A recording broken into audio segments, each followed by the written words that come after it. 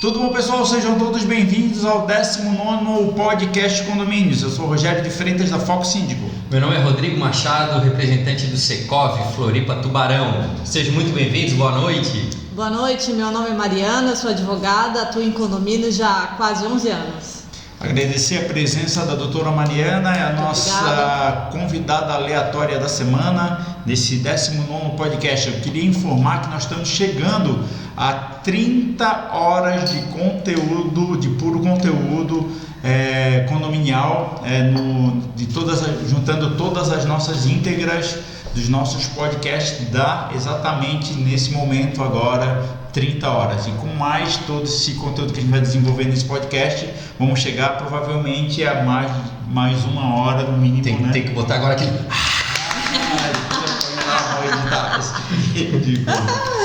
Então tá. Fala, Felipe, ó. Marinão assistindo ali, ó.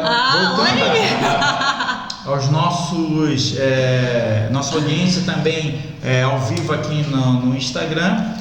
Lembrando, quem tiver qualquer pergunta para passar aqui para Mariana no desenvolver desse programa, é só passar que a gente repassa a pergunta para ela, se eu conseguir ler, mas eu boto o óculos aqui, tá tudo certo.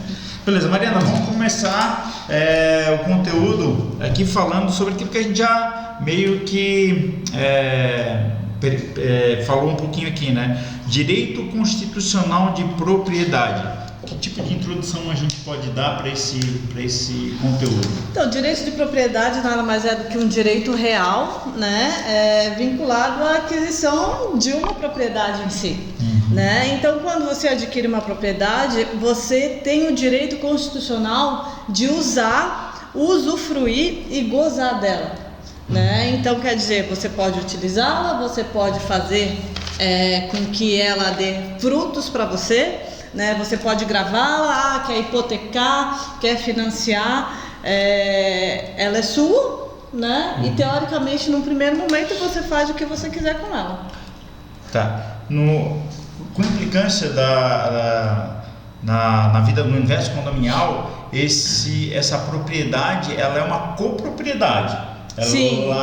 Tu tem um condomínio, tu tem a propriedade daquele imóvel, tem a tua parte privativa que é só tua, mas tem uma parte que é da coletividade.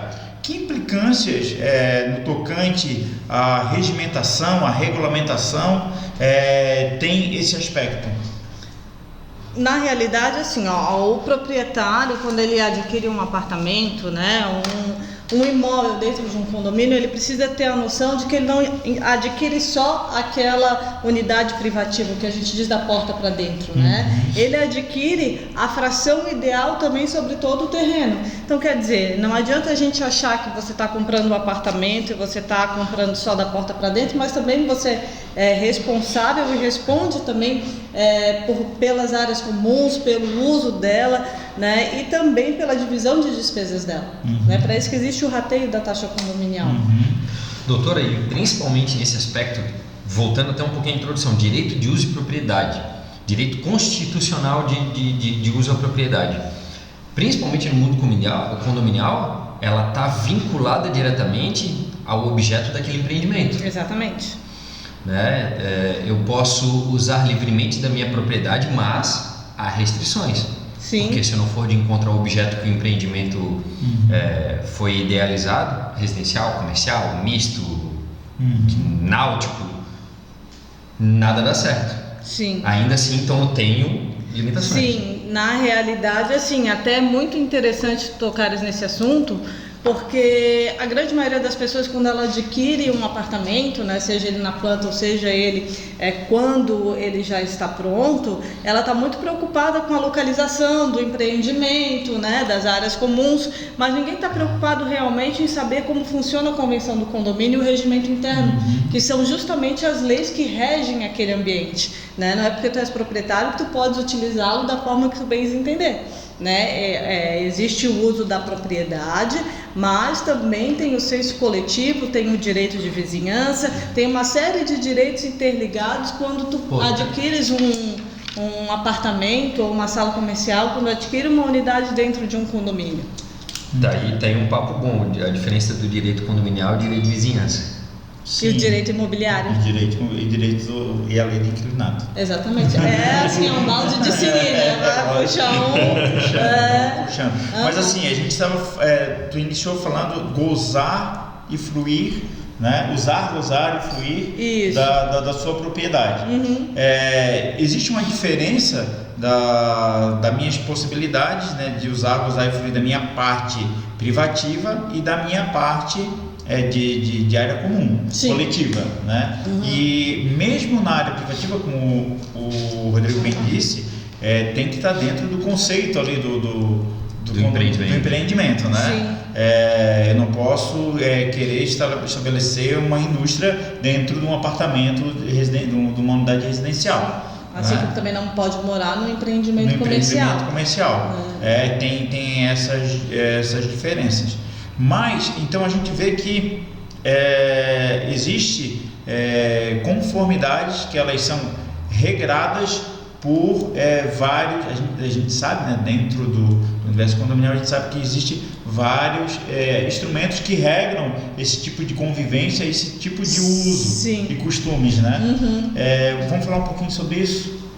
Convenção, regimento interno e as leis, doutrinas e jurisprudências. O que acontece? A convenção, teoricamente, ela é a primeira lei que se deve seguir quando se adquire uma unidade dentro de um condomínio, né? A convenção, na realidade, ela estrutura um condomínio. O regimento interno, ela delimita as normas de uso das áreas comuns e os direitos e deveres dos condôminos. Ela é um pouco mais restrita, né? Claro que essa convenção e esse regimento, e num primeiro momento, eles são, digamos, eles estão no patamar máximo, né? Eles quem são a última palavra dentro de um condomínio. Mas o Código Civil, ele não...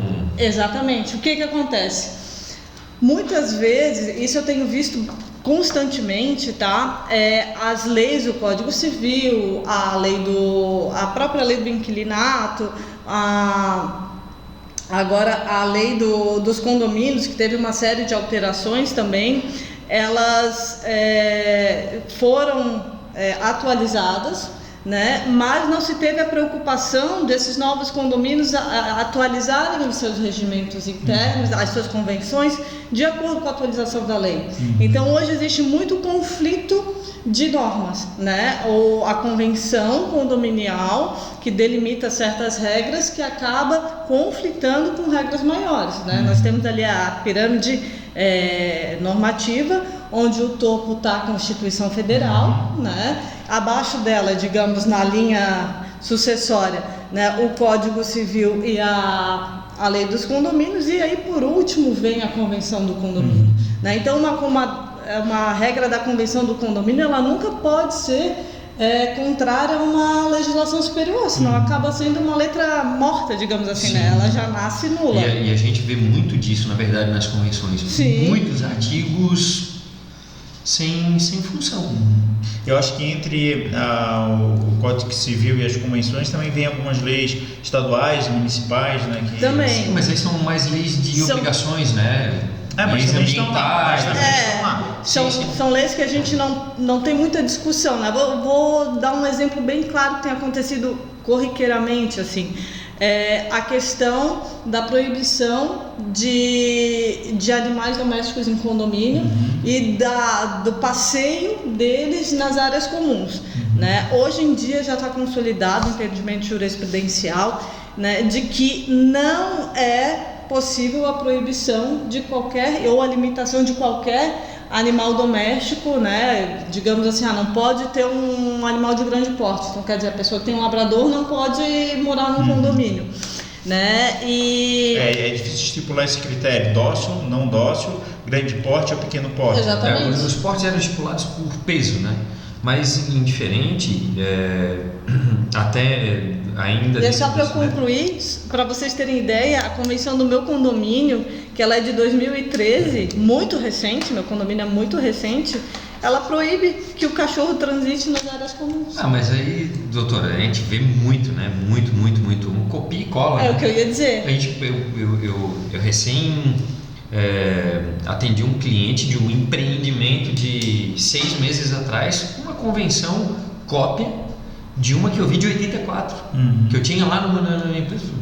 Cópia. Convenções que determinam ainda a multa de 20%. De 20%. Sim, coisas desse tipo, entendeu? Mas esse transitar do animal em área comum, eu acho que falta um pouco do entendimento do que é esse transitar. Tipo assim, o cachorro, levar o animal, um cão ou gato, sabe, o pet, né? Tipo pro salão de festas, ou para a área da piscina, ou para a área do playground. Eu acho que esses tipos de espaços eles podem ter uma limitação. Na realidade, tu não está falando de trânsito, tu está falando de permanência. Permanência, trânsito. Mas assim, mesmo assim, se for passagem, ele não pode transitar por lá. Não é permanente, é passar mesmo. Não poderia passar pela área da piscina para ir para o estacionamento, sair do apartamento. Não, teria que contornar a área da piscina. Não são áreas de trânsito, né? Não, isso. Não são áreas de trânsito. Mas assim, como é muito bem defende o Dr. Rodrigo Carpar, né? Hoje ainda eu acho que o animal ele é um bem do condomínio, né? Como a televisão, né? Ele tem o direito de possuir aquele bem, ele é um bem semovente, como ele defende, né? E existe até, não sei como é que está essa história, mas de querer transformar o animal até como um ente da família. Sim, ele é discutido na hora da família, a guarda compartilhada. Hoje em dia tem várias decisões do animal, quem fica com quem, pensão para o animal, porque realmente as famílias estão absorvendo o animal como realmente parte da família. Mas e assim, não deixa de ser, né? Mas voltando só um pouquinho aquela ideia lá da posse não, do objeto, né? Não era o objeto que eu tinha falado? Do direito de ter, do né? cachorro que tu não pode deixar um objeto teu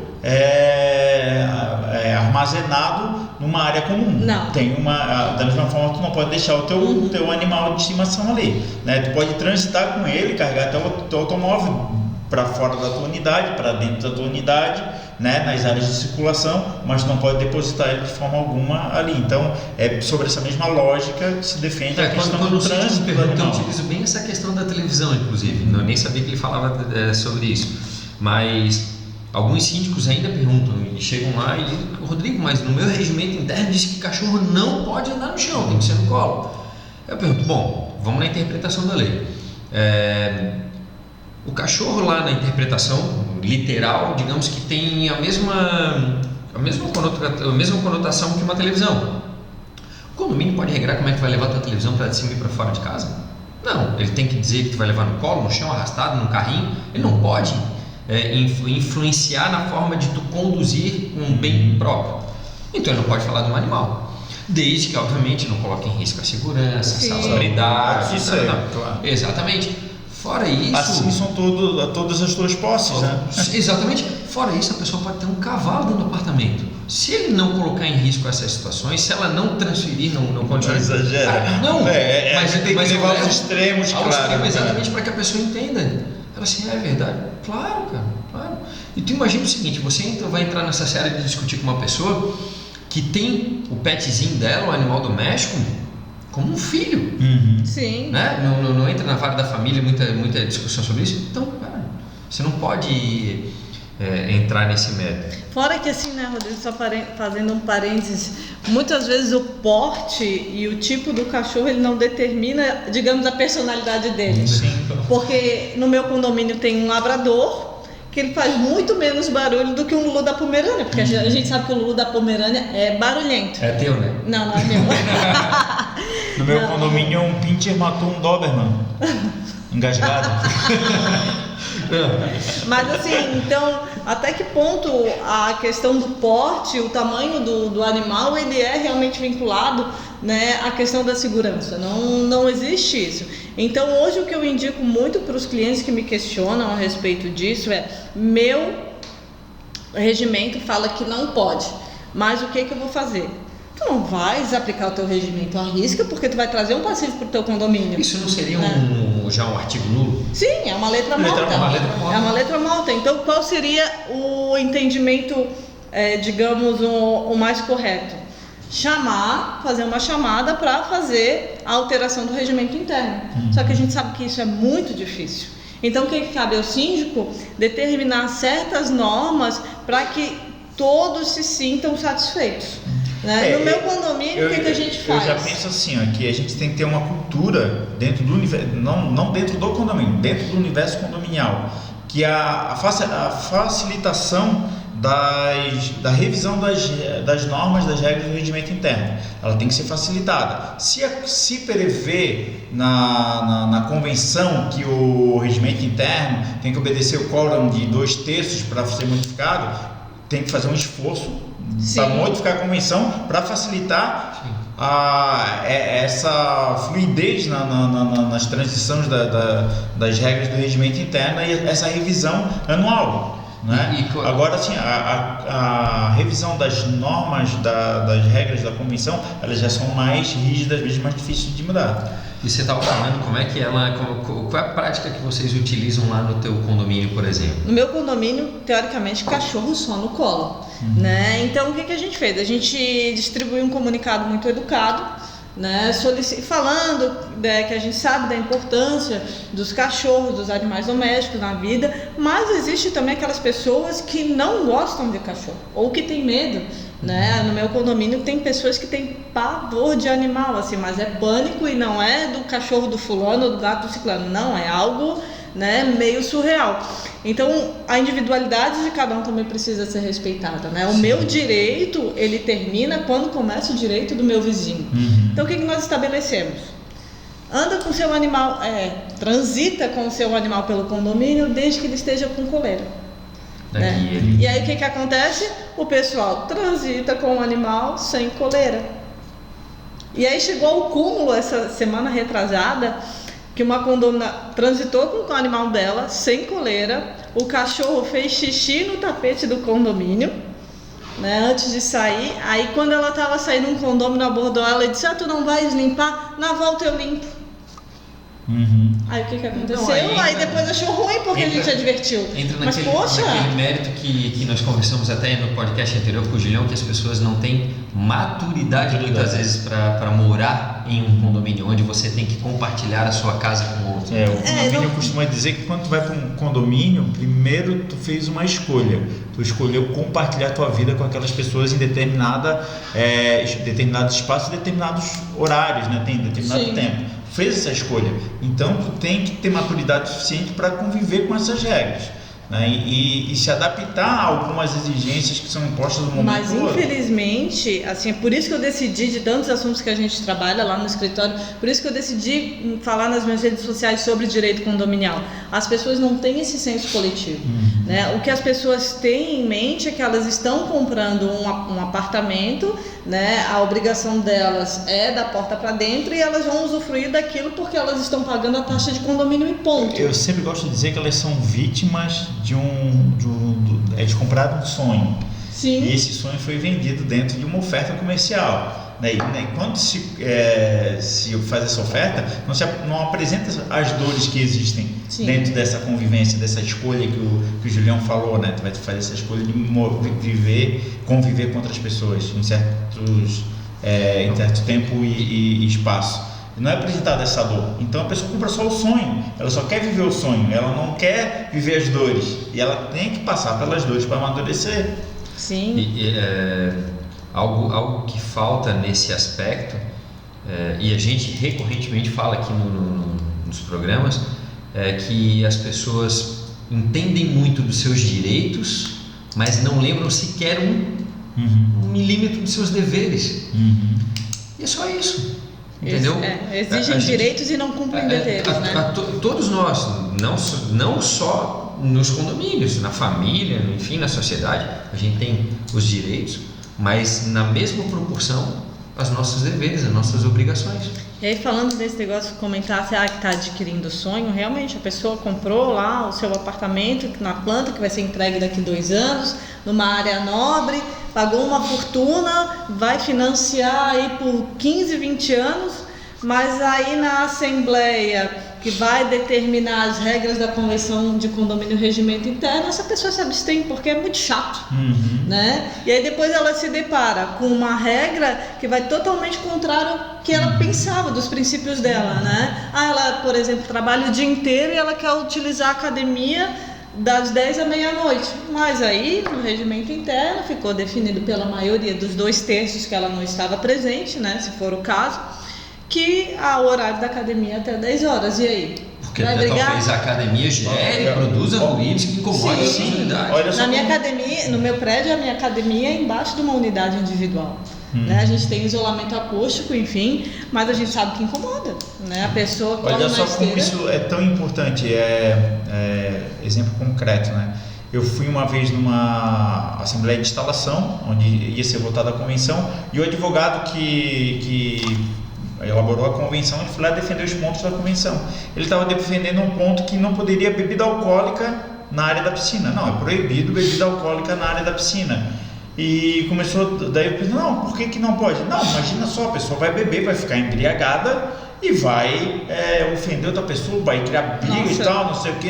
Já tava, daí um morador disse, cara, tu tá maluco? Eu quando comprei, a primeira coisa que eu pensei era eu descer no sábado de manhã, antes do meio-dia, uma latinha de cerveja e poder tomar uma cerveja na beira da piscina. É um sonho que eu tenho, tu não vai me tirar esse sonho. Com esse argumento, ele acabou com o argumento do advogado. E teve que, não, mas imagina só se ele não tivesse ido nessa assembleia, era o sonho dele que ia para. Ele sonhou em ir. Esse motivo da importância da participação. Da participação das pessoas. E as pessoas precisam se conscientizar disso, né? Que elas são importantes para o condomínio, que elas também fazem parte do condomínio. E você usou até como exemplo uma região, se preocupa com a região, localização, alto padrão, qualidade construtiva, tudo isso. Mas, independente se é um condomínio muito mais simples, talvez de 800 unidades, ou um condomínio altíssimo padrão no bairro nobre de 9 apartamentos, os problemas eles são os mesmos. Sim, as porque a ânsia das pessoas são as mesmas, as independente da classe social. As dificuldades são as mesmas, do PET, do inquilino, da falta de presença na assembleia. Só muda talvez a proporção pelo tamanho. Eu ponderar a minha vida privativa com a vida em coletividade, né? Botar isso na balança, isso vai ter que buscar sempre um equilíbrio disso, para o condomínio acontecer de uma forma positiva. A gente pensa, é só pensar dentro da nossa casa, para a gente, para nosso convívio familiar, ele precisa equilibrar algumas convivências, algumas regras. Imagina a parte externa que também compreende a tua posse ali. Junto do direito de uso da propriedade vem o dever e a obrigação com a minha comunidade. Sim. Bonita essa frase. Poeta. Deixa eu explicar para Mariana Cinetinha. Sempre quando a gente fala alguma coisa bonita ou difícil, na verdade é difícil, aqui é para marcar ponto. Eu nunca tinha feito uma frase. Escreve um livro agora. Tem que fazer as pérolas dos podcasts. Tá. Dentro dessa ideia que a gente pontuou agora, tem aquela pessoa que não é o possuidor, mas ele é presente, uma figura presente dentro do universo condominial e da vida em coletividade, que é aquela pessoa que foi morar naquela unidade, naquele condomínio, com uma figura do inquilino ou do locatário. O que a gente tem um pouquinho para falar dele? Na realidade, ele não é o proprietário, não é né? Proprietário, O que acontece? Quando uma pessoa, ela através de um contrato de locação, ela vai morar em algum lugar, né? Ou ela vai estabelecer o seu comércio em algum lugar, quando esse contrato ele é firmado, é se repassar da posse do bem, né? A gente chama de posse indireta. Então quer dizer, o proprietário deixa de ser o possuidor, ele deixa de ter o direito de usufruir daquele bem, por força contratual ele repassa esse direito para o inquilino dele. Então teoricamente o inquilino ele tem todos os direitos e todos os deveres do proprietário no primeiro momento previstos na lei do inquilinato. Ou no seu contrato. Exatamente, né? Agora, se o contrato dele é dentro de uma unidade condominial, a gente tem uma série de restrições benéficas, né? Que protegem o direito do proprietário, mas que também protegem o inquilino, como o pagamento do fundo de reserva.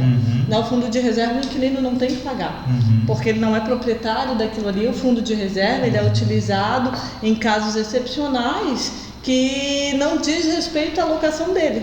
Né? Então, quer dizer, existem aí o lado bom e o lado ruim da moeda. Sim, uma pergunta que eu sempre faço, né? Que na verdade eu acho que todo locatário pensa nisso também, o poder do voto do locatário. Né? Com o advento do Código Civil de 2003, ele diz... ele entrou em vigência em janeiro de 2003, por que eu sempre faço essa confusão? Lá tem o artigo 1335, parágrafo 3º lá, que diz que poderão participar e votar na Assembleia dos condôminos estando quites, né? Sim. E então nesse artigo, o Código Civil, ele exclui a figura do locatário. Do locatário, porque na realidade condômino é o proprietário. Sim. Só que... Um parênteses, muita gente confunde isso, cara. Sim. O condômino. Ele confunde com o morador. Tá, deixa eu concluir o meu raciocínio. Só que assim, eu acredito que esse direito ele está preservado lá na lei do inquilinato. O direito de participar? O direito de votar nas despesas extraordinárias. Ordinárias. Isso mesmo, não sei de onde é que eu queria extraordinário. Então assim, eu até escrevi uma linha do tempo aqui para a gente não nos perder. Não se perder. O primeiro Código Civil lá, acho que é 1918, isso? Foi. É 18? 1900 e bolinha. Bolinha lá, vamos dizer. Ele não previa nada sobre condomínio. Em 1964 foi criada a lei 4.591, a lei de condomínio. Lá não previa nada a respeito de poderes ou não para o inquilino, para o locatário.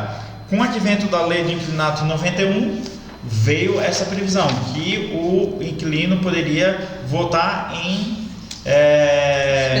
despesas ordinárias. Em 1996, criou-se uma lei que incluiu o artigo 4º o parágrafo 4º do artigo 24 da lei 4.591, que diria que o inquilino poderia votar nas despesas ordinárias, tá? Em 96. Em 2003 veio o Código Civil, um artigo que eu já citei aqui, né? Só que em 2009, a última revisão da lei do inquilinato, ela preservou aquele entendimento que o inquilino poderia votar nas despesas ordinárias. Então, delas ele faz parte.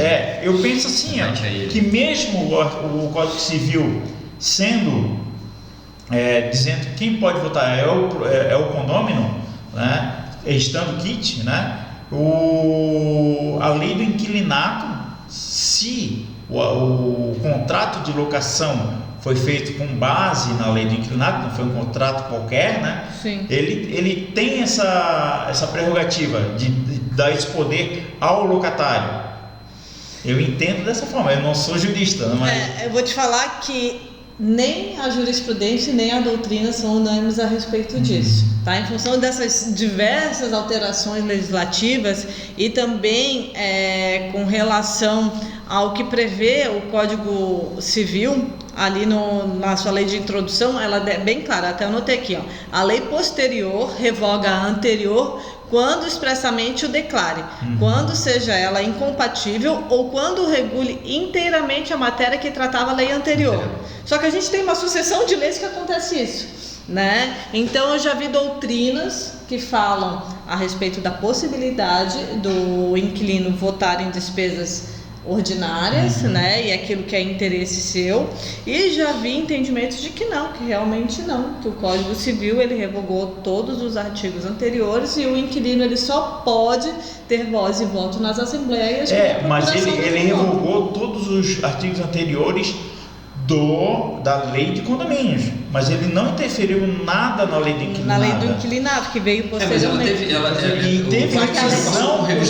Teve revisão posterior da lei do inquilinato, posterior ao Código Civil, que manteve o entendimento que Mas aí na hierarquia das leis, a lei do inquilinato está abaixo do Código Civil. Entendeu? A lei do inquilinato é o que? É uma lei complementar? Sabe que você me pegou, mas eu acho que é. Mas enfim. Nessa seara, tudo bem, o inquilino ele tem... Tá aí uma coisa importante que era interessante a gente tratar. Algumas pessoas ainda confundem o seguinte: se preservado esse entendimento, essa doutrina de que o inquilino ele pode participar de uma assembleia aonde naquele item específico de pauta será tratado do orçamento, da previsão orçamentária, das despesas ordinárias, ele vai participar e vai votar mesmo que o proprietário esteja lá? Não. A lei diz que estando o proprietário ausente. Perfeito. Então vamos agora colocar outro ponto em xeque. Se na locação do imóvel a lei do inquilinato prevê que eu transfiro ao meu... A posse. Não só a posse, as obrigações, os deveres, o direito de uso, enfim, eu transfiro uma série de responsabilidade para eles. Nessa mesma condição, ou seja, se ele está no condomínio, ele tem o direito de uso da área comum. Sim. Eu não, que sou proprietário, porque eu transferi a ele o direito de uso da posse. Exatamente. Perfeito? E aí para votar não. Mas a lei entendeu assim. Então ainda dentro daquela condução, daquela transferência, há limitações. Mas que é que ainda assim, prevalece o proprietário. Sim, mas é que na realidade a propriedade ela está ligada ao direito real. Né? Por que tu transfere a posse, mas as obrigações continuam contigo? Porque no final das contas, o responsável sobre qualquer coisa dentro do condomínio é tu. E até essa questão das despesas... O inquilino foi embora e não pagou a taxa de condomínio, o problema é teu. Essas despesas, elas fica estão... na coisa, né? Elas estão vinculadas à coisa, exatamente. O inquilino descumpriu o regimento, tomou uma multa, vai embora, é tu que paga. É a unidade que paga. Não está ligado à pessoa. Isso é algo que tem que ficar muito ligado, que os proprietários não se dão conta disso. Então, tá? E é verdade, assim... Alguns me ligam e perguntam a respeito, mas quem ficou devendo foi meu inquilino. Eu falei assim, não tem nada a ver com a conta de luz. Eu sempre digo, a conta de luz ela está atribuída à pessoa. Tu muda a pessoa, muda o nome. Sim. Aqui não. Até porque aconteceu um momento dentro da vida condominial, que foi quando os títulos dos condomínios passaram a ser executivos. E por esse motivo os bancos começaram a exigir a obrigação do registro deles. Aí algumas administradoras, alguns gestores entenderam o seguinte: meio que acabou o oba-oba de botar a taxa de condomínio no nome de quem quisesse. Porque agora eu tenho o CPF atrelado, um CPF vinculado, que até dentro da instituição financeira vai aparecendo um DDA, Sim. E a hora que eu precisar tomar uma atitude, aquela despesa ela está vinculada à pessoa. Então, ou seja, meio que limpou o terreno ali. Agora a cota condominial, a contribuição condominial está no nome do proprietário, do condomínio. E as pessoas ainda pedem, não, passa para o nome do meu inquilino, coloca no nome da minha esposa, eu preciso de um comprovante de residência. Simplesmente acabou isso. Isso é importante a gente frisar, porque independente se o inquilino assumiu, a obrigação continua atrelada à coisa, e a responsabilidade do pagamento das custas daquilo está atrelado a quem de fato é o possuidor do imóvel, o proprietário, né? Porque na realidade está atrelado ao bem, né? Não à pessoa. Então se o bem está no aí teu o responsável é que está... Exatamente. Tá, né? então vamos falar sobre a figura do inquilino numa situação que não requer ele ter a posse ou não ter a posse do bem. Ele pode ser síndico? Se a convenção permitir, sim. O que a convenção pode... Eu dificultaria até um pouco mais. Então vai, mano. Ele pode ser síndico estando inadimplente? Pode. Esse é o maior, assim, o absurdo. Mas é justamente assim, a questão do copia e cola das convenções condominiais, e aí me perdoem algumas construtoras, né, que empurram goela abaixo as convenções de condomínio para os condôminos, né, porque é justamente isso, né, o inquilino, ele não pode votar. Mas aí tem um artigo na convenção que fala que o síndico pode ser morador, proprietário ou não, profissional ou não. Então quer dizer, qualquer um pode ser síndico, mesmo o inquilino inadimplente. Mas eu acho que até segue o que a própria legislação prevê, né? Que na verdade o síndico poderá ser uma pessoa estranha ou não ao condomínio. Se tiver, sim, mas se a convenção permitir isso. Não, claro, Porque a convenção entendo que complementa isso que está. Ela porque tu continua. pode restringir, entendeu? Não tem problema nenhum, por exemplo, com relação à representação através de procuração. Né? Existem convenções que restringem o número de procuração e restringem a forma dessa procuração. Então, a questão do síndico também, eles pode ser restrito a ser um síndico ela pode condicionar algumas coisas, né? Exclusivamente profissional com CNPJ, porque a gente sabe também que tem vários síndicos que não têm CNPJ, né? Então, mas então o inquilino, de fato, ele pode ser síndico? Pode. Estando inadimplente ou não? Pode. Indiferente. Na verdade, eu depende da convenção, né? Com a corrente que defende que, com o advento do Código Civil, a convenção não pode restringir o síndico profissional. Tem que ser obrigação do síndico ser condômino ou obrigação do síndico só pode eleger um síndico que mora certo tempo no condomínio. Mas eu acho que fala de alguma coisa de dispositivo em convenção. Não fala. Não fala. Por isso que eu defendo isso, porque a convenção, o Código Civil, sempre quando a convenção pode estipular isso, ele fala, salvo dispositivo. Não, eu penso da mesma forma para todos os outros artigos, mas tem algum ponto, não estou me lembrando agora, mas aonde permite que nossa, cara, na última matéria que eu dei aula, a gente entrou nesse mérito e inclusive a pessoa me trouxe o argumento de uma consulta jurídica que ela fez. Meu Deus, eu vou buscar depois isso e vou falhou trazer a aqui. memória. Não, você coloca lá nas observações do podcast. Tá. Mas tem isso sim, cara. E ela realmente veio com um argumento muito bem informado. Eu vou te falar assim, fazendo um parênteses,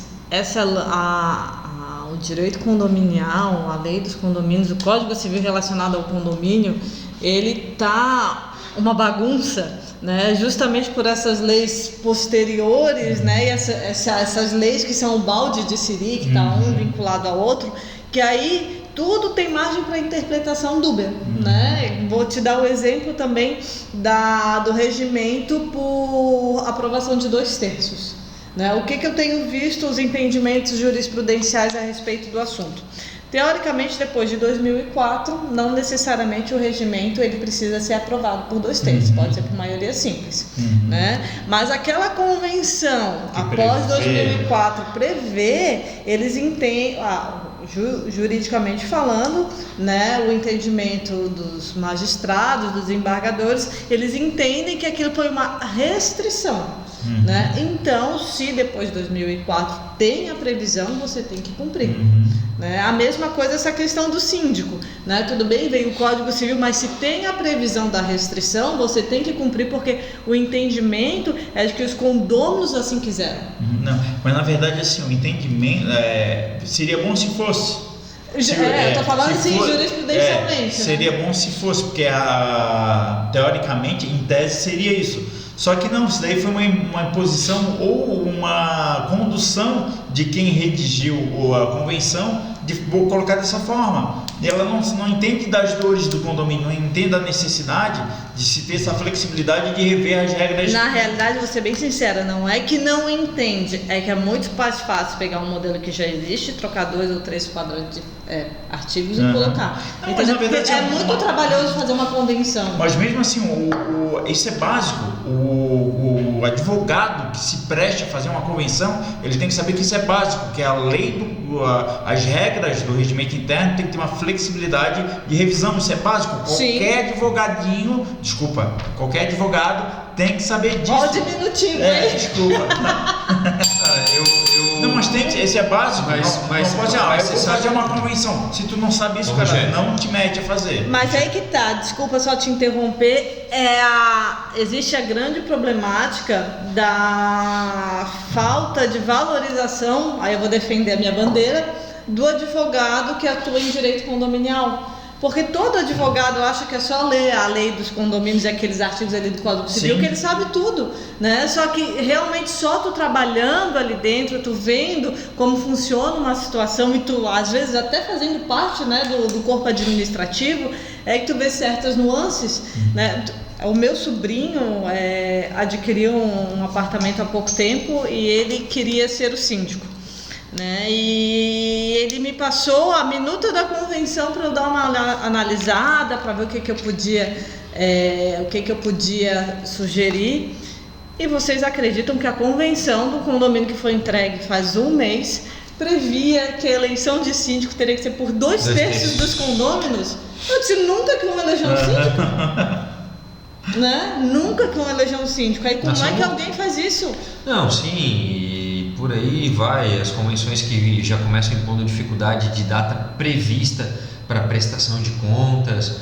Aí você tem uma assembleia de instalação, para ordinária, né? Prestação de contas e revisão do orçamento. Aí você tem uma assembleia de instalação, onde se institui um mandato, que normalmente aí acaba não casando mais com a assembleia ordinária, onde você tem que prestar contas. Então começa a ficar um negócio muito desconfortável. Eu vou entrar, eu corroboro com a ideia da Mariana, mas não só da questão do know-how que o advogado deve ter. É que muitas pessoas acham ou não entendem a importância desse documento, dessa convenção. Eu sempre, para tentar facilitar até para os alunos, muitas vezes falo que a convenção ela é o estatuto daquela associação. Sabe, um clube? Ela tem um caráter estatutário. Ela tem um caráter estatutário. A convenção nada mais é do que isso. Só que ela é muitíssimo importante porque ela é que vai determinar, ela é que vai manter o empreendimento ou aquela comunidade na linha. Ela é as leis internas, vamos dizer assim. E as pessoas não entendem isso. Por não entenderem, muitas vezes acham que ela mesma consegue talvez produzir uma convenção, ou que alguém dentro de uma construtora consegue simplesmente pegar um modelo na internet como se fosse um contrato de gaveta que está comprando um jogo de cadeira e fazer, e não dão importância para uma pessoa, para um advogado que tenha conhecimento, que tenha know-how de desenvolver, e muito importante talvez que tenha vivência dentro de um condomínio, porque botar no papel é muito simples, mas quem vive as dores do dia a dia consegue interpretar e transformar aquele documento, sabe? Assim, falo com toda a propriedade, realmente, de todas as convenções que eu pego, das pessoas que eu trato, dos construtores que eu atendo. Engenheiros fazem convenção, gerentes de pós-venda fazem convenção, secretárias fazem convenção. Eu já peguei construtora nesse mesmo padrão. E dentro do condomínio, inclusive, também de revisar uma convenção, e a pessoa, não sou advogado, que eu tenho experiência de vida, e muitas das vezes cai lá convenções no meu colo que eu olho, leio. Mariana, preciso que você dê uma atenção nisso aqui. Que aí depois o barato sai caro. A pessoa às vezes quer economizar, não quer gastar, mas tá botando na mão de um profissional.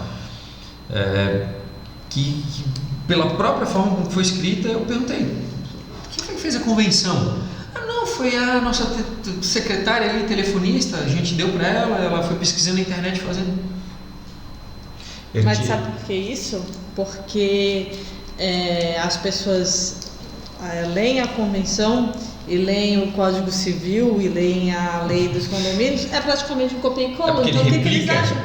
Copia e cola. Claro, algumas coisas tu é obrigada a fazer, ipsis literis, é o que diz o Código Civil, mas tem uma série de normativas que tu podes incluir, que tu deves incluir para facilitar a vida em condomínio. Então, realmente, assim... E tem uma coisa que tem que manter muito bem separada, que me fez lembrar agora, Mariana, que é a questão do regimento de convenção. Sim. Exatamente por falta de conhecimento, as pessoas misturam, trazem as regras de convivência para dentro de uma convenção. A convenção ela tem a obrigatoriedade de ter o regimento interno, mas ela pode ser uma forma de citação. Sim. Haverá um regimento interno no condomínio, tal. Se aprovar através de uma assembleia, ela pode dizer, inclusive, de qualificar quórum, tudo mais. Tem que ter. Mas aí as pessoas começam você pega nas convenções assim, a piscina funcionará de tal a tal hora. Alguma proibição? Não. Mas aí tu não tens mais a flexibilidade que tu precisa para pegar aqueles modelos. Eu costumo até dizer que são modelos de gestão. Você pega cada um dos ambientes, das áreas comuns, e desenvolve eles modelos de gestão e funcionamento. Piscina, salão de festas, academia, garagens, elevadores. nada mais que isso. E depois compila tudo numa forma de regimento. Né? Por não entender disso, mistura tudo. Aí vira uma bagunça. Tu tens multa, que aí as sanções têm que estar previstas na convenção. Tu pega a convenção que não tem sanção prevista nenhuma, está previsto lá no regimento interno. Sim. Mas tem que estar na convenção, tem que ser um ato convencionado. É muito comum. Recomendado, contratem um advogado especialista que entenda da área, que tenha know-how de preferência, que já foi síndico, conselheiro, subsíndico. Convivência condominial é bem diferente de... Sim, que porque tenha as relações a humanas são muito complicadas, expertise né? naquilo. Né? As pessoas, isso é importante falar, a gente vê pelo médico, né? Tem a pessoa que entende um pouco de tudo, e o clínico geral, e depois cada um na sua especialidade. E essa questão do regimento interno, eu ainda defendo, tá? Agora que não existe mais a exigência dos 2/3, eu ainda defendo um regimento interno para cada área comum. Tem o regimento interno da piscina, o regimento interno do playground, o regimento interno do salão de festas, né? E dentro de cada regimento ter as suas penalidades e ter a sua previsibilidade de alteração, porque também vira uma bagunça. A cada 6, 7 meses querem mudar o regimento interno, né? Então, às vezes, assim, você tem o regimento interno do salão de festas, com as suas premissas, as suas penalizações, e ele não pode ser alterado no período de 2 anos, digamos assim. Só que as relações, elas evoluem, elas mudam, né? E as leis, elas têm que se adequar a essas relações. Então, aí tu vê que passado 1 ano e meio, 2, aquilo ali já não vale mais. Não funciona e aí mais. tu não precisa alterar um regimento interno de um condomínio inteiro por causa de uma situação Mas aí específica. tem uma situação muito importante. Por mais... Eu pelo menos entendo assim, por mais que eu tenha um regimento interno e um único documento completo, nada me impede de mudar um artigo daquele regimento. É uma alteração? Mas a alteração, ela se envolve Um capítulo, né? aquele artigo. Não, pode ser um piscinas, pode ser um artigo. Mas aí tu pensa na Artigo. prática, tá? Tu vai Não, botar no edital, mas né? Alteração do regimento interno relativo à área da piscina. Não. Aí vai vir no fulano e vai dizer assim. Proposta de alteração, artigo tal do regimento interno, Vamos deliberação. Mas aí aproveitar na esse falar de prática- salão de festa. Vamos aproveitar para... Entendeu? Não, mas- Aí vem mas aí, o pacote inteiro. Sim, mas assim, a reunião não é local para isso, para se convocar uma reunião. As pessoas muitas vezes chegam, e é importante a gente que vive nesse meio, que compartilha disso, ensinar as pessoas dessa forma. Eu chego na reunião porque eu preciso falar de tal coisa. Não. Aqui não é lugar para você falar disso. Você tem que falar antes.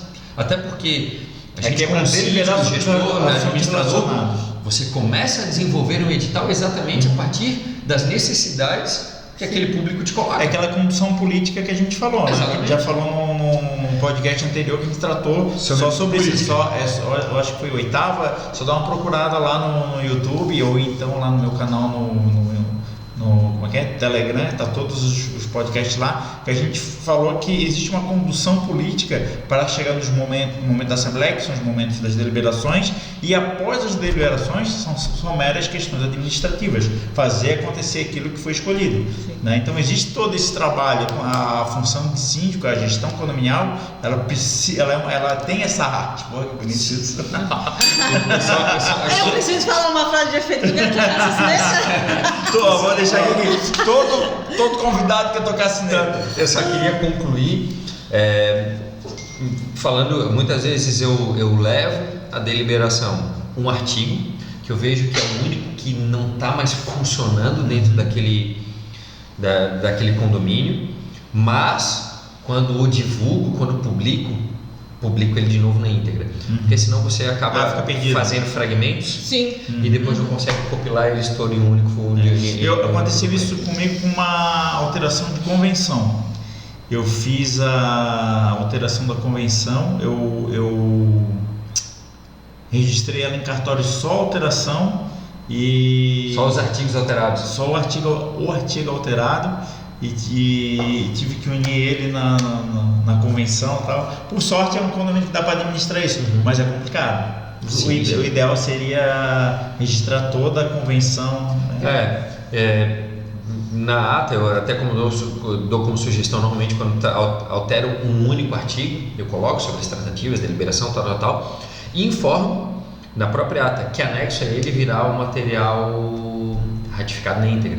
Então eu trago de novo o regimento, anexo aquela convenção e registro de novo. Isso são as boas práticas da gestão condominial. E até inclusive dar uma sugestão, porque estamos falando de regimento, né? Vamos voltar a falar de inquilinos e tudo mais, mas assim, ainda há pessoas que desenvolvem ou que têm a prática de chegar a levar uma convenção, um regimento interno de 20 páginas e ler os artigos para colocar em deliberação. Putz, Não, e aqueles Pessoal, artigos eles restringem tanto que a pessoa não pode nem respirar dentro do condomínio, né? gente, às vezes você tenta comprar um presente de Natal, vai tu e tua esposa agora no shopping e tenta comprar um presente de Natal para uma afilhada.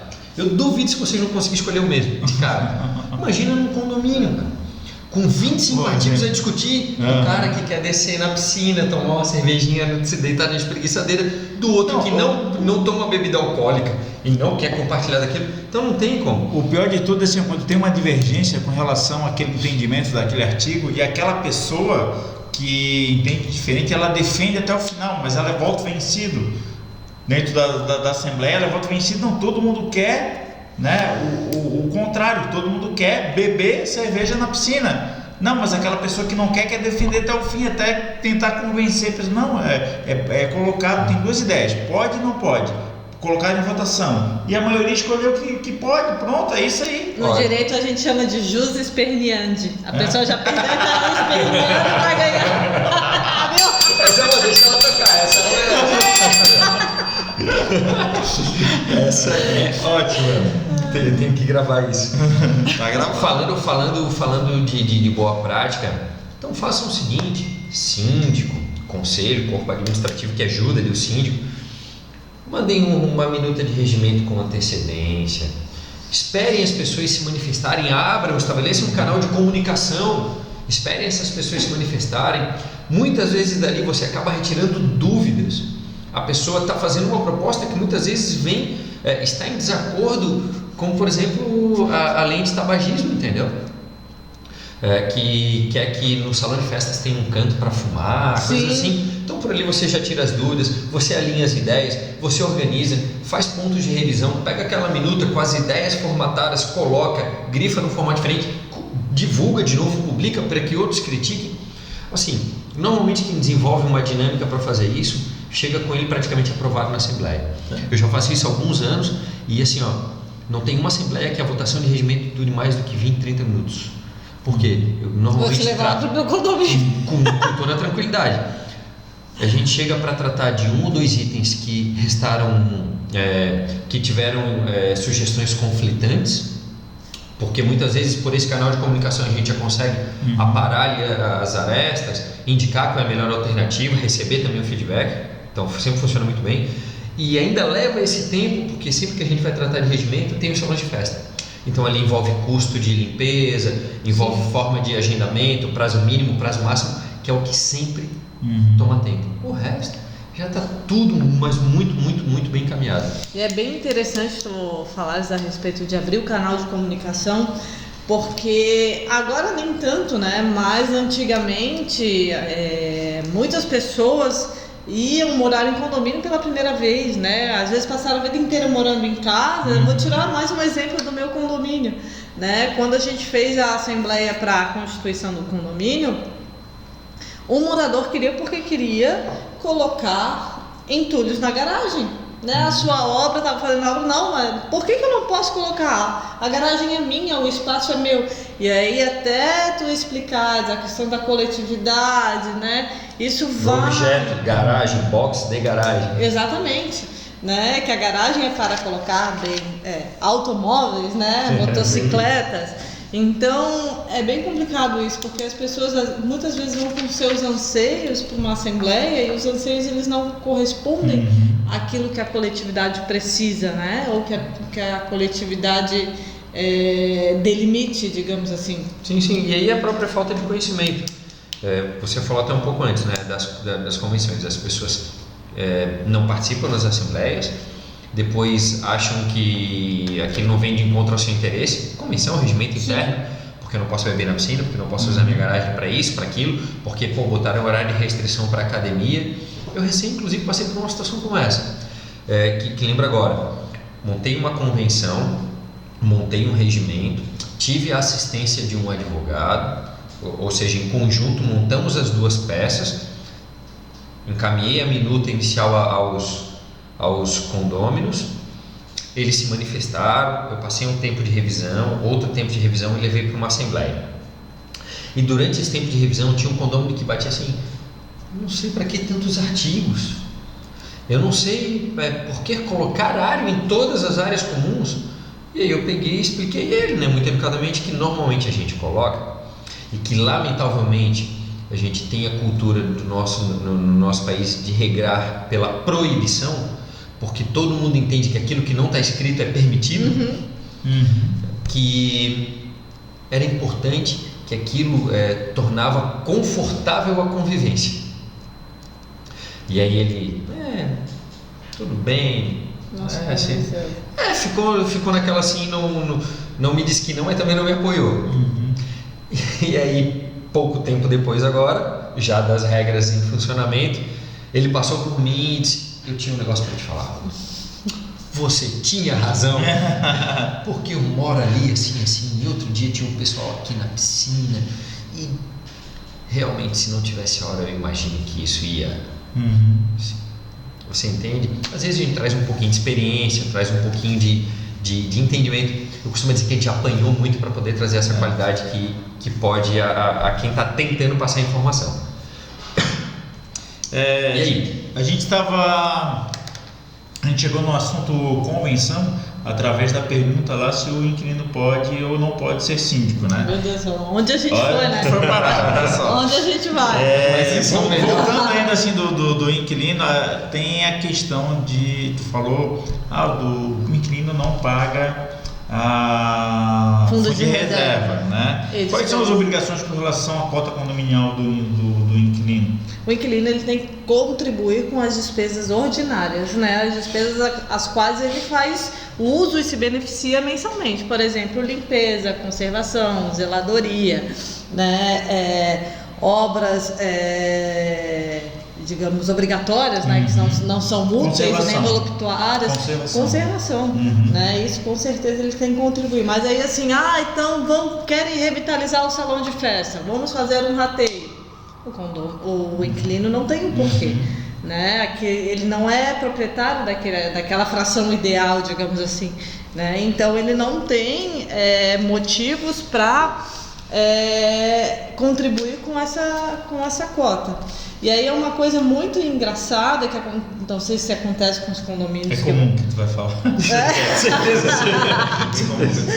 Posso chutar antes de que tu fale? Pode. Sim, no início do ano é feita a previsão orçamentária, né, das despesas ordinárias, prevendo aquelas questões, né, de manutenção da edificação. Daí se usa um valor que vai tudo para uma conta movimento.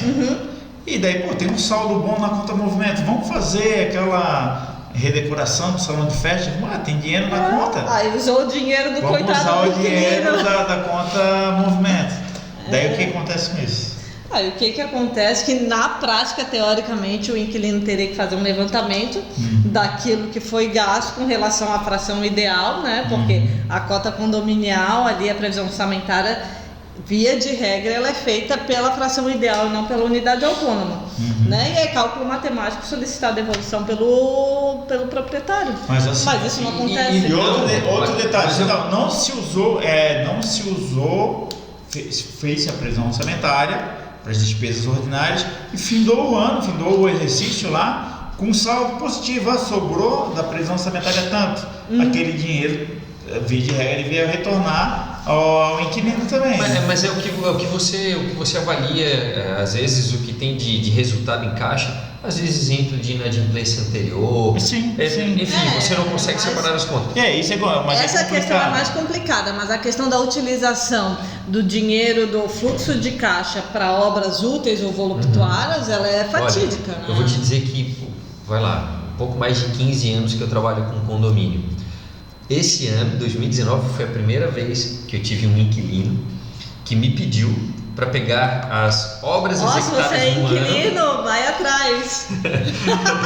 Dei um trabalho pra gente. Vocês. E eu realmente só vai dar trabalho na edição.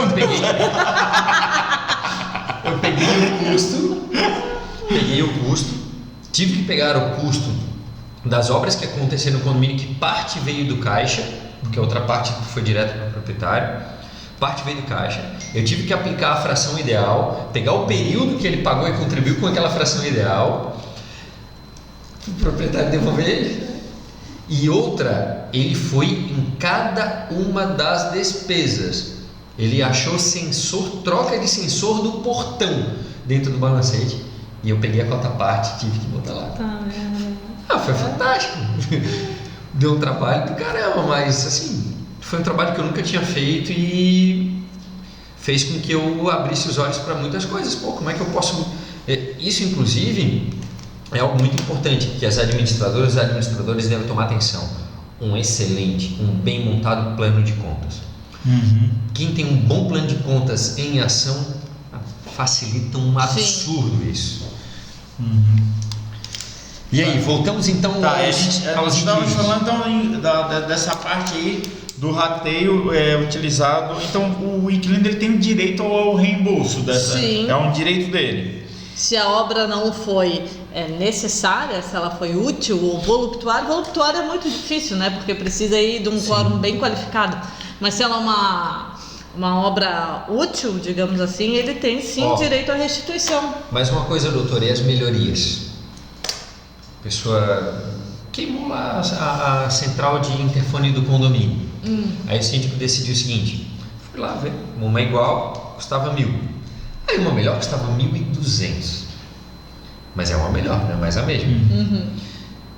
Isso deixa de ser uma manutenção e passa a ser uma melhoria?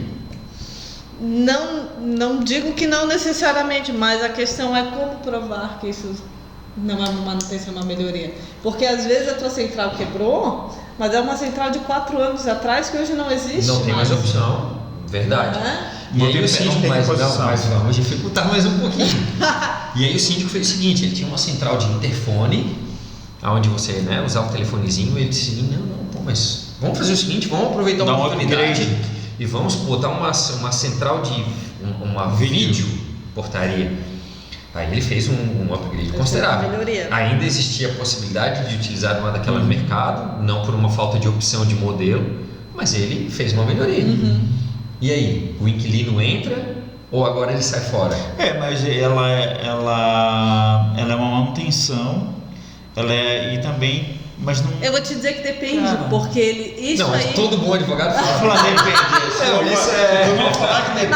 Mas é que assim, na questão da central telefônica, ele vai usufruir durante o período que ele esteve ali, aí digamos assim que entra como se fosse, eu deixo de contratar a empresa X para fazer manutenção do meu prédio, para contratar a empresa Y, porque eu vou pagar um pouquinho mais, mas ela vai dar um beneficiar no tempo que ele está lá, eu acho que... Eu vou dizer a vocês que eu entendo. A contrapartida. Eu vou dizer a vocês que eu entendo, até para que a gente continue estimulando as ideias. Se eu tenho condição de atender a mesma necessidade que havia anteriormente, com uma central mesmo que similar, o inquilino ele colabora com a manutenção, mesmo que necessária a troca. A partir do momento que houve uma opção por uma melhoria, ou seja, um investimento que inclusive valoriza o próprio patrimônio, ele deixa de ser uma manutenção, porque a opção de manutenção continuava existindo. Aproveitou-se aquele momento, aquela oportunidade para fazer uma melhoria. Então, nesse aspecto, o inquilino sai.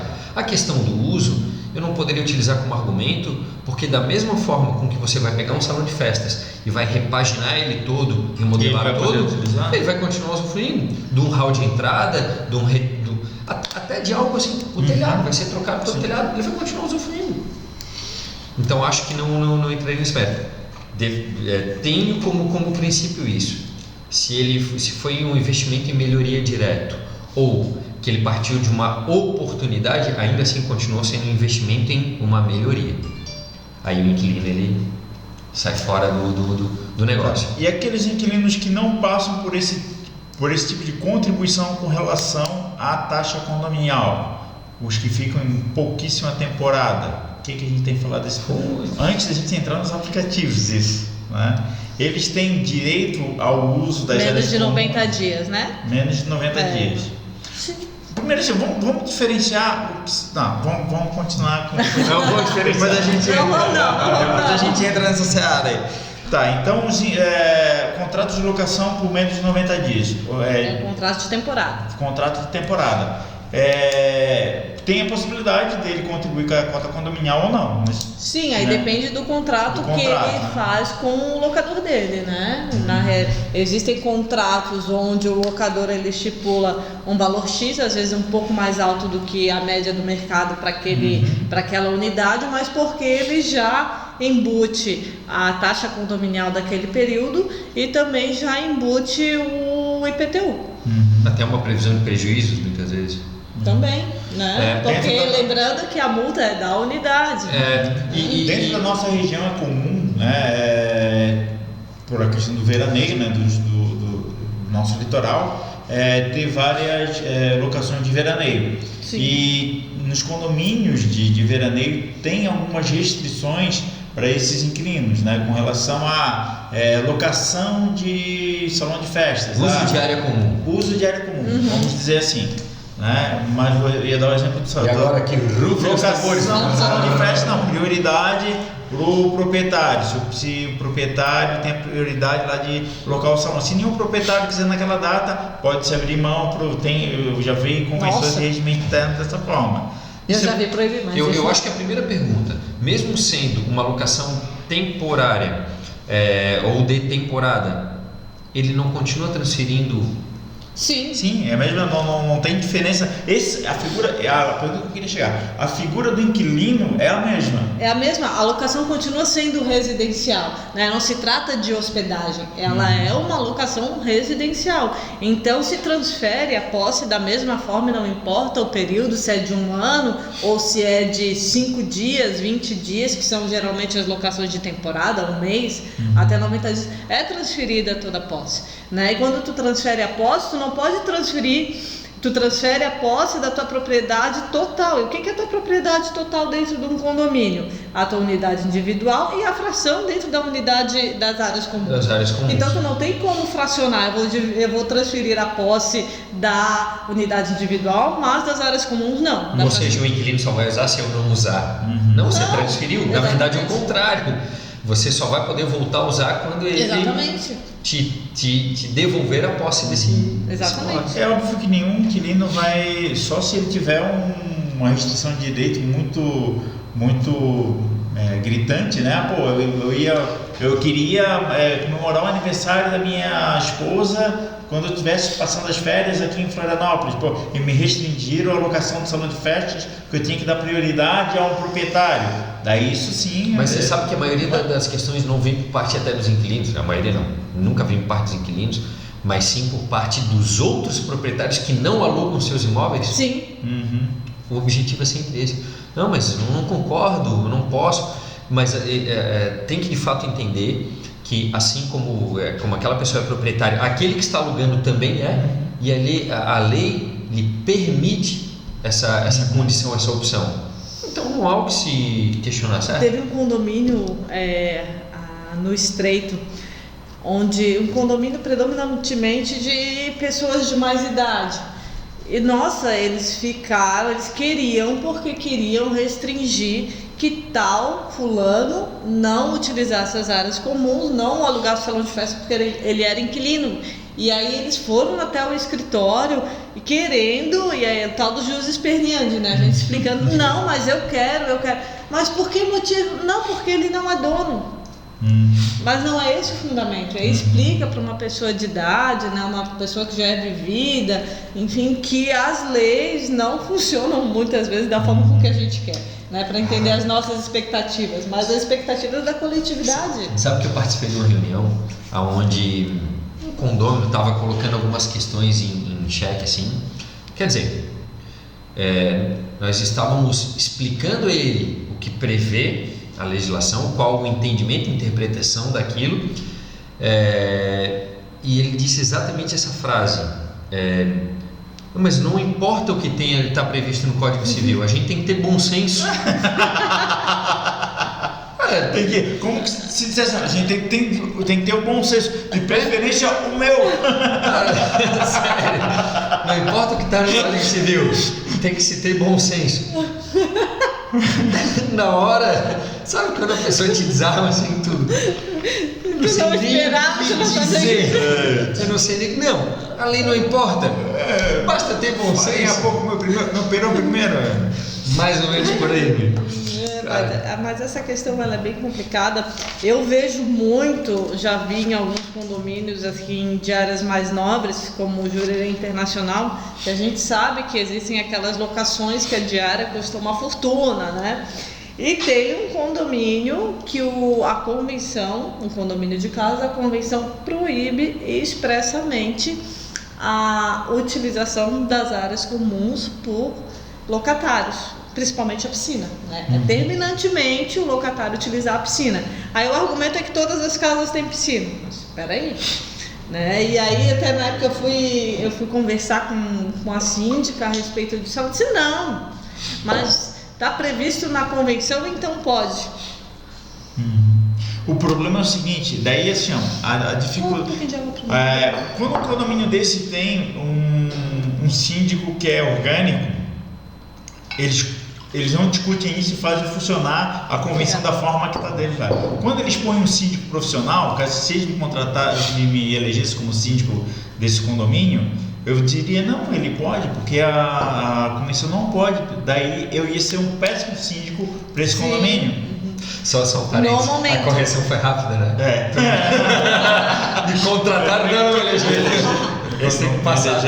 Não, mas é que na realidade, momentaneamente, porque as pessoas não, é justamente a questão da advocacia preventiva, que as pessoas precisam ter em mente da importância do direito preventivo, né? No primeiro momento, ok, tu vais fazer valer o que está escrito na convenção, mas mal tu sabe que tu estás trazendo um passivo judicial para o teu condomínio. Porque você de fato pode causar um prejuízo a alguém. Exatamente.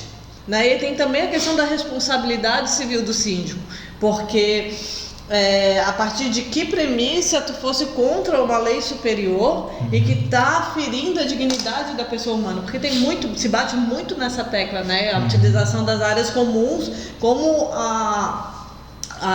tu ferires a dignidade da pessoa humana, né? Por que eu, que sou o inquilino, eu contribuo com as cotas, eu pago a manutenção da piscina, eu pago a manutenção do salão de festa e eu não posso usar? Né? Então, assim, é justamente isso que a gente tem que pensar. Os síndicos, aqueles que não são profissionais, aqueles que são moradores, eles precisam procurar cursos, eles precisam se especializar, eles precisam ter alguém na sua retaguarda justamente para evitar um prejuízo futuro. Independente hoje da condição, se síndico interno ou externo, é porque a gente utiliza aqui no Sul o termo profissional, né? Para cima eles utilizam interno e externo. Independente dessa condição, na verdade o que não pode ter mais é amadorismo. Sim. Não há mais essa possibilidade. O mercado, as pessoas não se convence mais aquela pessoa que vai se apresentar e vai se candidatar ao cargo dizendo, porque eu sou fulano, eu sou aposentado, eu tenho tempo. Não. Que bom que é aposentado, que ele tem tempo, mas ele tem que ter uma certa noção de gestão de pessoas, de relacionamento. O tempo não é mais um fator condicionante, como era antigamente. Não, todo mundo tem 24 horas, inclusive, né? Inclusive até os aposentados. Eles não se aposentaram quando ganharam uma hora a mais na vida deles. Exatamente. É verdade. A gente tinha falado ali, quando estava falando da locação por temporada, que ela não se caracteriza uma hospedagem. Qual a linha tênue disso? Quando que isso pode ocorrer? A locação se caracterizar a hospedagem, ou a jurisprudência tem entendido que em momento algum essa locação por temporada ela se caracteriza como hospedagem? Estamos entrando na questão dos aplicativos agora, né? Até agora não se tem um entendimento definitivo, né? Um julgado já chegou até um tribunal superior. E a questão da caracterização da hospedagem, a hospedagem ela traz uma série de outros serviços, né, na bagagem. Claro. Ela traz a questão de lavanderia, de alimentação, de camareira, né? E isso não está inserido num contrato de locação por Airbnb. Né? A pessoa simplesmente está alocando o apartamento, a fração ideal, e então, por hora está descaracterizado, o Airbnb está descaracterizado como hospedagem, isso é fato. Que não é um serviço. O serviço é oferecer ou tratar os clientes dele como hóspede. Mas é que você não tem naquela. Eu entendo da mesma forma. Porque assim, eu tenho a mesma condição, eu posso tratar um inquilino que não é por temporada como um hóspede, oferecendo a ele um serviço de limpeza, eu posso continuar oferecendo ele. E aí, eu acho que isso é questão de terminologia, né? Ficou mais atrativo o Airbnb chamar o locatário de hóspede. As pessoas até utilizam às vezes o argumento, né, de que como é que eu vou dizer, de que o Airbnb ele caracteriza uma atividade comercial. Mas o objeto temporário ou não, de temporada ou não, é o mesmo, porque continua sendo de receita, de você alugar por um ano ou de você alugar por 2 dias, continua sendo o mesmo. Eu acho que, como a doutora Mariana falou, está muito envolvido com relação aos serviços ofertados, não pelo proprietário da unidade, mas sim por aquele ambiente a qual ele está inserido, entendeu? Mas eu vou te falar que isso assim está sendo muito uma discussão mais jurídica, né? O que o condômino está preocupado? Com a sua segurança, né? Com a sua segurança e com a garantia dos seus direitos como usuário habitual. Sossego, segurança e saúde. Então essa terminologia, se é hospedagem, né? Se é hospedagem, se é locação comercial, que aí não se enquadraria em prédios residenciais, isso realmente é mais jurídico, né? Mas o condomínio realmente, e é fato, né? Tu tens o teu filho, teoricamente tu conhece, depois tu moras um certo período dentro do teu condomínio, tu conhece as pessoas, tu já fez amizade, aí de tempos em tempos entra uma pessoa diferente que tu não sabe de onde veio, onde vai, então o entendimento tem se caminhado nos tribunais superiores, né? Ainda não tem uma decisão definitiva, que na realidade essa decisão ela vai servir de norte para outros processos, não que ela tenha que ser o entendimento absoluto, mas está se caminhando no sentido não de se proibir o Airbnb, mas sim de se legislar a respeito dele, se regulamentar, se regularizar, exatamente, dentro de cada condomínio. Então... Não, e os próprios condomínios podem fazer isso. Sim. Né? Dentro dos seus regimentos, independente se a locação por aplicativo ou não, mas o condomínio pode utilizar de muitas ferramentas para buscar a manutenção da sua segurança, sabe, do conforto, da tranquilidade daquele ambiente, mesmo que haja uma rotatividade de pessoas que estão temporariamente residindo lá. Sim, e também isso tem que ser uma preocupação muito também do locador, né? Porque o locador, quando ele for disponibilizar o seu apartamento na plataforma, ele já tem que disponibilizar também as regras daquele condomínio, para que o hóspede, né, o inquilino, ele saiba exatamente a respeito do que ele está alocando. Porque ele continua sendo o responsável. O responsável, né? E as pessoas me dizem assim, porque o Airbnb, fulano vem aqui e é som de madrugada e é isso e aquilo. Eu disse, mas cadê o síndico que não aplicou as regras do regimento interno? Né? Geralmente se dá uma advertência formal, né? Verbal, escrita e depois multa, reincidência. Então, se é um síndico atuante, ele vai hospedar, o proprietário vai ter um hóspede com problemas, vai ser advertido. Depois ele já vai ver que às vezes está causando mais prejuízo do que benefício para ele, porque as multas, as reincidências vão para a unidade, né? Mas eu até faria um adendo a esse teu depoimento do síndico atuante. Eu acho que mais do que o síndico atuante, o condomínio ele tem que ter condôminos atuantes, porque o síndico ele não pode ser a pedra fundamental daquela comunidade. Ele gere o condomínio, sabe? Ele não pode ser o juiz daquilo tudo.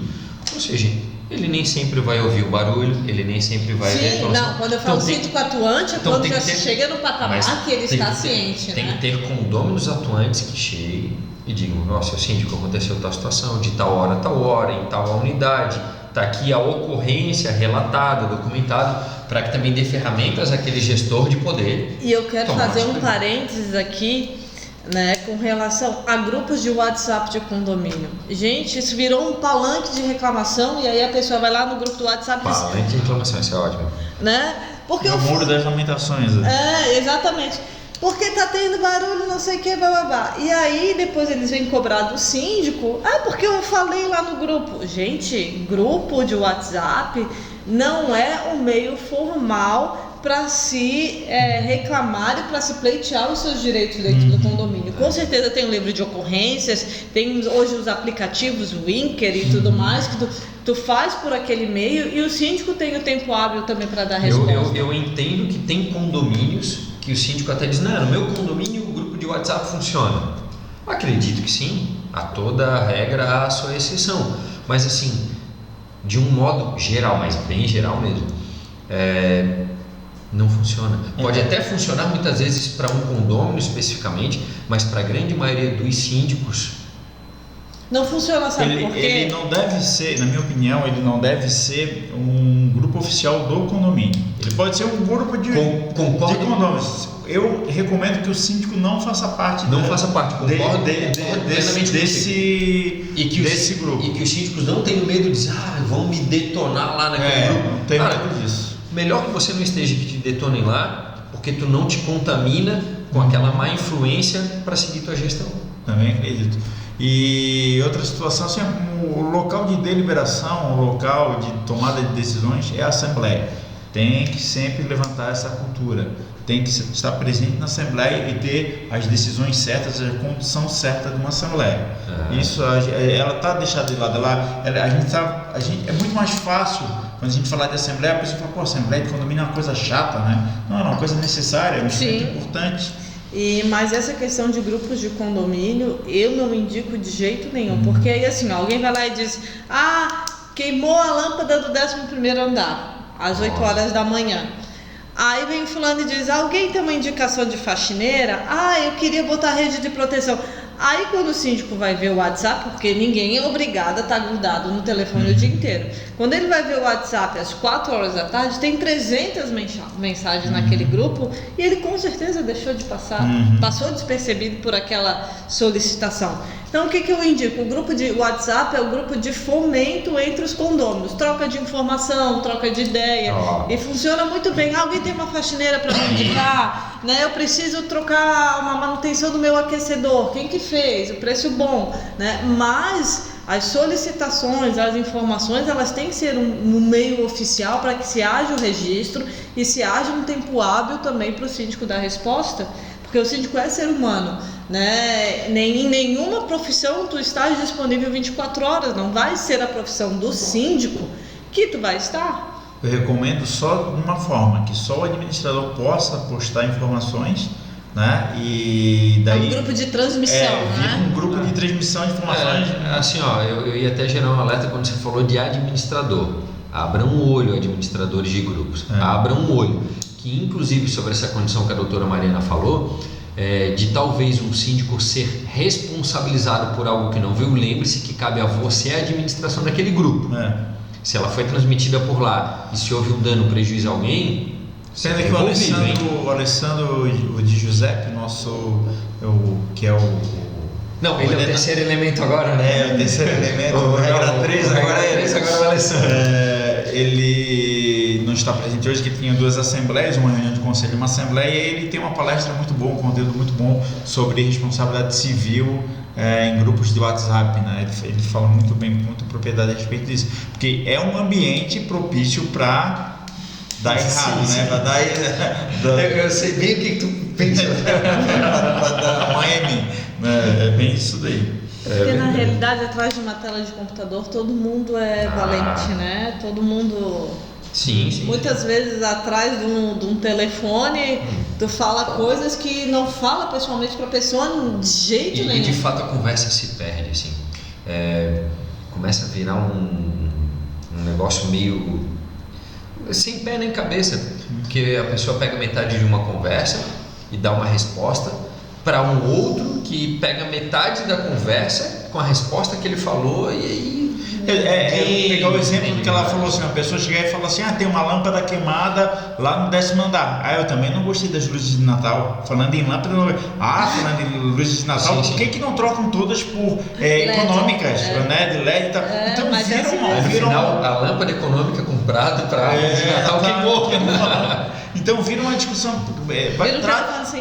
O certo é tratar direto com a pessoa que pode resolver. Quem pode resolver as questões não é aquele grupinho lá que está falando abobrinha a respeito daquilo, é o síndico. Fala direto pro síndico, seu síndico, queimou lá no 10º andar. Acho que a melhor pergunta a ser feita: quem é que pode resolver o teu problema? É o grupo ou o síndico? É o síndico que Mas saber que existem condôminos que gostam de fomentar a discórdia. Sim, claro. Né? Então eles pessoas, sabem... né? Nem são condôminos, são pessoas. Então eles sabem que o problema tem que ser resolvido com o síndico, com o zelador. Mas por uma questão pessoal, ele não gosta do síndico, ele não gosta do zelador. Vou aproveitar que a lâmpada está queimada e vou levantar um murmurinho do... E nesse mesmo princípio tem aquela história de que as pessoas acham que por alguém comentar no grupo, alguém já foi e falou pro síndico. Sabe? Faltou luz na cidade inteira. Mas eu não vou ligar pra Celeste porque alguém já ligou. Mas isso acontece, cara. Às vezes o cara chega e fala pro síndico, queimou a lâmpada no 10º andar. O síndico fala, beleza, tranquilo. Daqui a pouco o síndico chega em casa, pega o celular, o cara botou... Você queimou uma lâmpada no 10º andar. Mas você acabou de falar pra mim, pra que falar pro grupo? Acontece esse tipo de coisa também. Mas eu digo até o contrário. A pessoa chega no grupo e diz, olha, quem foi que deixou o portão aberto? Aí, um mês depois, você vai saber, não, estão deixando o portão aberto, faz 10 dias que está acontecendo. Mas não estou sabendo. Aí a pessoa chega, não é possível. Falaram lá no grupo, ninguém te falou. Se tivesse a obrigação de saber. Não, ninguém me falou. Provavelmente, como você achou que alguém tinha falado, todos os outros também acharam que talvez você tivesse falado. Então, tem outras coisas assim, né? Por exemplo, problemas de elevador e problemas com portão e portaria remota. No elevador tem lá, em caso de urgência, tem um telefone para ligar, né? A pessoa, ela pede o seu tempo para ligar para o síndico e dizer assim, olha, o elevador está com problema. Mas não liga Liga, né? Também, o elevador também é sua propriedade. O portão parou de funcionar. Tá, mas tu ligou para a portaria remota para avisar? Não. Mas é tua obrigação também de zelar pela segurança. O barulho do vizinho do apartamento de cima, ele liga pro síndico para reclamar. Tu já ligou e falou pro teu vizinho que o barulho está incomodando, tem alguma solução, qual é o problema? Sim. Tu tem essa dor, tu já passou por ele? Não, mais fácil. Não, o pior é quando liga e diz assim, tá vindo barulho, tá, mas da onde é? Não sei. Também tem isso. Você tem que descobrir. Não, com certeza. De porta em porta. Sim, não. Esses problemas são muito comuns e aí o grupo acaba incendiando ainda mais isso. Então eu defendo realmente muito a política e a cultura do condômino ativo. Eu acho que o síndico ele se torna ativo quando os condôminos são ativos. Quando participam são ativos, mas não participativos só de assembleias ou participativos com ideias. Eu digo que são ativos no sentido de que deu problema no portão, eu vou avisar. Deu problema no elevador, mas eu não posso ficar preso no elevador. Gente, até o Papa fica. Outro dia estava lá uma notícia, Papa fica preso no elevador do Vaticano. Amigo, lamento, é um equipamento eletrônico, vai acontecer. Se você não pode, eu também não posso, outro também não pode, mas vai acontecer, deu problema, liga pro síndico, liga para uma pessoa responsável, tenta passar à frente aquilo que você sofreu. Tem que ser ativo, né? Não passivo. Aquela coletividade, para ela funcionar, ela precisa que os entes daquela coletividade funcionem também, são engrenagens dentro da máquina, tem essa colaboração. É sempre bom frisar que o síndico ele é o representante dos condôminos, né? Mas cada um tem a sua responsabilidade mínima. E um negócio importante que você falou, o síndico síndico é o representante dos condôminos, não é o conselho consultivo, não é o conselho fiscal. O síndico é o único responsável, passivo, ativo, passivo, legal e representante dos condôminos. Síndico. Gravem isso, porque muitos dos conselheiros não entendem e muitos dos condôminos não entendem. A gente já discutiu em um podcast aqui a questão do... como é que chamaram a figura? Que não é usual aqui no sul, mas lá para cima é bem comum. Corpo diretivo. A figura do corpo, não existe a previsão dessa figura de corpo diretivo. Pode ser que uma convenção traga, né, que o conselho mais o síndico vai formar o corpo diretivo. Está previsto na convenção. O problema da convenção é errada de novo, né? Mas não existe a previsão. Não, mas porque o conselho será o órgão representativo dos condôminos.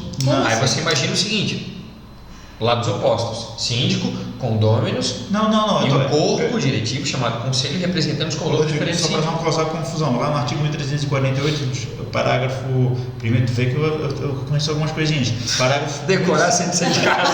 É o único artigo que eu lembro, não estou brincando. Mas o parágrafo 1º e 2º diz que o síndico pode transferir a terceiro, ou a Assembleia pode transferir a Assembleia com a aprovação da Assembleia. Sob sua responsabilidade final. Sim, mas assim, daí nesse caso pode ter uma previsão na convenção baseada nesse artigo. Sim. Né? São prerrogativas do síndico que são transferidas ao corpo diretivo, que ele vai...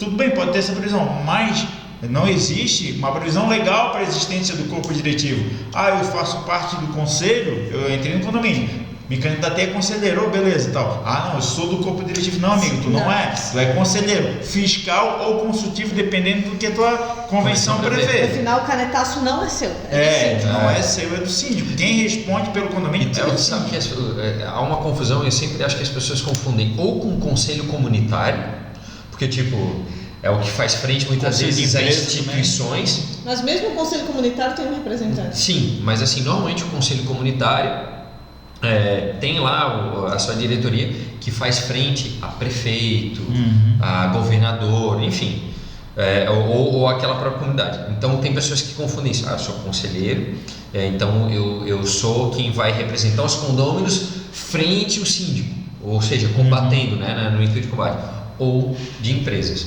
Porque existe um conselho deliberativo. Exatamente. O CEO nada mais é do que o executor, que vai. Precisa se deixar muito claro o que são esses conceitos, né? De conselho consultivo, conselho fiscal. Tem condomínios que tem conselho consultivo e o conselho fiscal. Mas não importa o que está previsto no Código Civil, a gente tem que ter bom senso. Mas é verdade. E principalmente assim, existe a confusão para que é o conselho fiscal, né? O Código Civil traz que poderá ter um conselho fiscal. E a Lei 4.591 diz terá um conselho consultivo.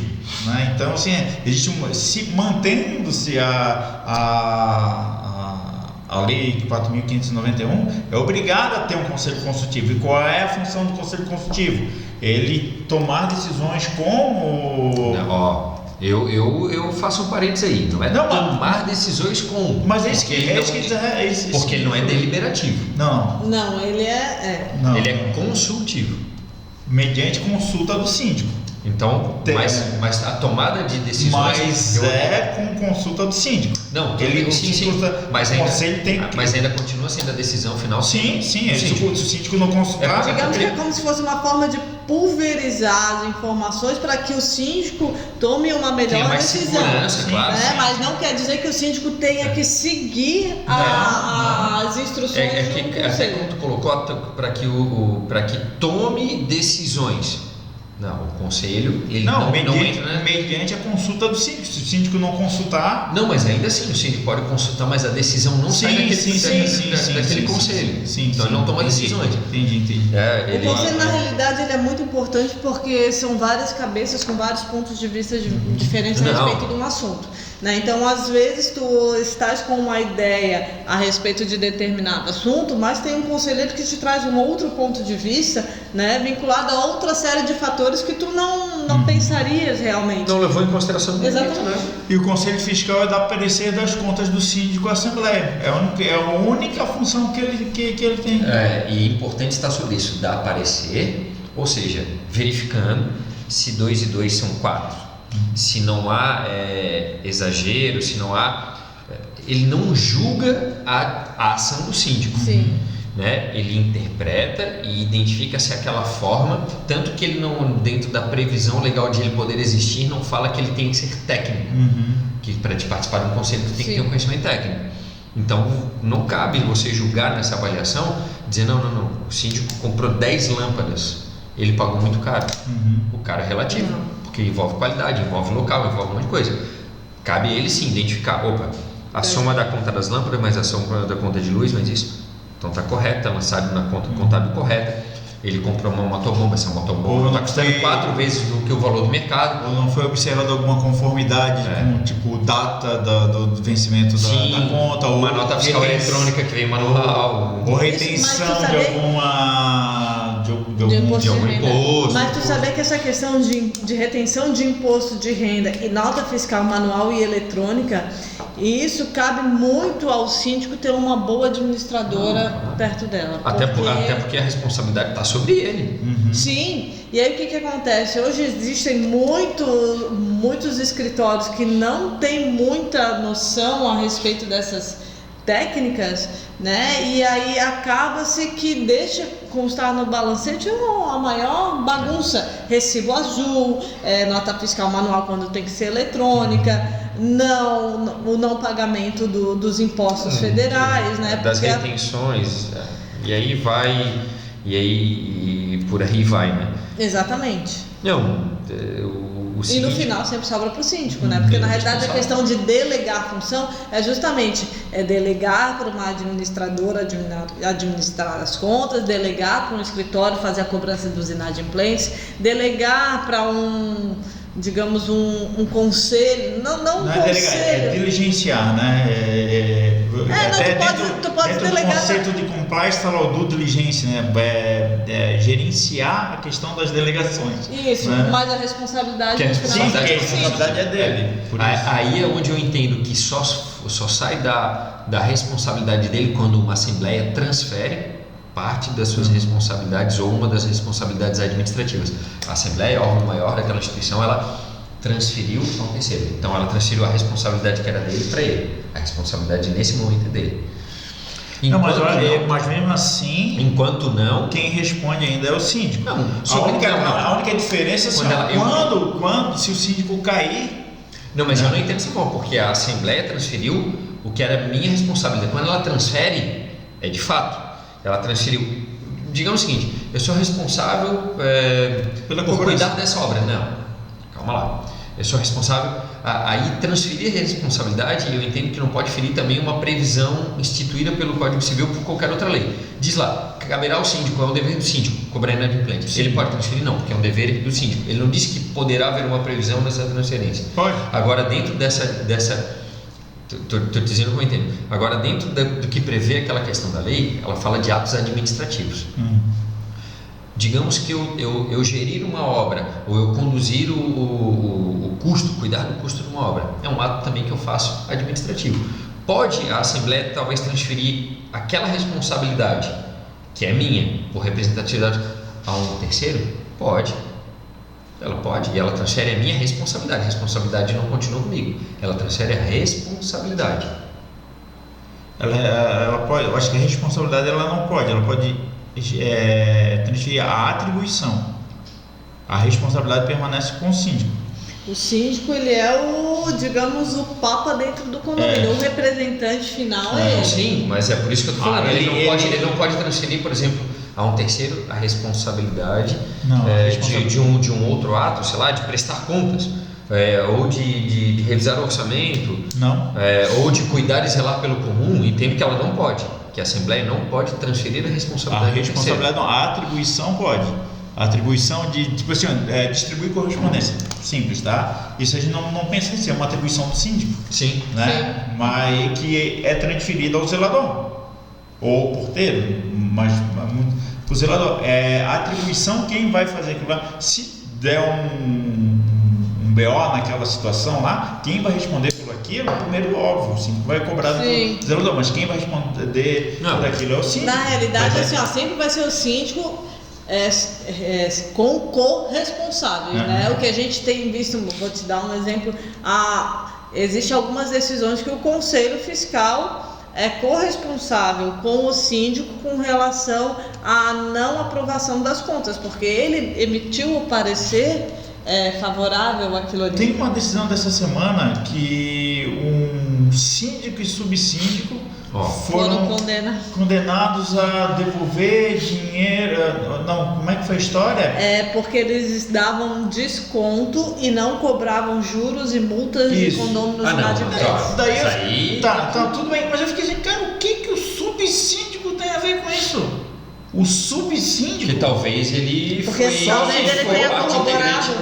se for no período de ausência do síndico e ele procedeu como... Mas aí, tudo bem, entrando nesse mérito que ou seja, amigo aí, primeiro um cafezinho. Vamos lá, o conselho, ele não aprova, reprova. Não, ele orienta. Sugere. Então, o que cabe é aprovação ou reprovação? A Assembleia. Sim. Então, o conselho, eu entendo que ele não pode estar envolvido, ele não pode ser envolvido na responsabilidade dessa prestação de contas. Primeiro que a prestação de contas é de uma única pessoa. A questão de aprovação ou não, a questão de anotações de ressalva, até porque ele pode ressalvar vários itens e ainda assim a Assembleia dizer não, mas não importa, está aprovado. Ponto. Ele pode negar uma conta. Sim. Essa conta de luz aqui foi paga de outro condomínio, um negócio absurdo assim. E chegar a Assembleia e dizer não, mas faz o seguinte, as contas deles estão comprovadas, eu não quero saber. Tudo bem, mas sabe quando ele é responsável? Quando ele dá o parecer favorável e na realidade a conta está toda quebrada. E aí ele não teve ele não assumiu a responsabilidade dele, que foi atribuída a ele. Que foi atribuída a ele, que era fiscalizar as contas. Ele não fiscalizou as contas direito. Sim. Né? Então, ele não simplesmente não fiscalizou. Ele tem a responsabilidade em vigilando, né? Que se chama. Pô, sim. Tô ficando bom. Tô ficando bom esse negócio. Tá ensinando latim isso. Ele tem essa atribuição, né, que exige essa perspicácia e ele não vigilou que ele induziu a Assembleia a erro. Sim, a erro. Não, aí entendo, mas ele não ser responsável por um ato do síndico. Não, isso não. Ser responsável pelo ato dele. Sim. Pela omissão dele. Sim. Pela omissão dele. Aí sim, concordo plenamente. Então, a gente pode ver então que existem várias questões jurídicas que influenciam na convivência condominial, na escolha de se viver em condomínio, nas questões de usos e frutos daquela coisa, do objeto daquela coisa, né? A gente tratou disso tudo. Que o inquilino é parte integrante disso. Que o inquilino é parte integrante. Claro, é a realidade. No caso assim, de veraneio, os argentinos...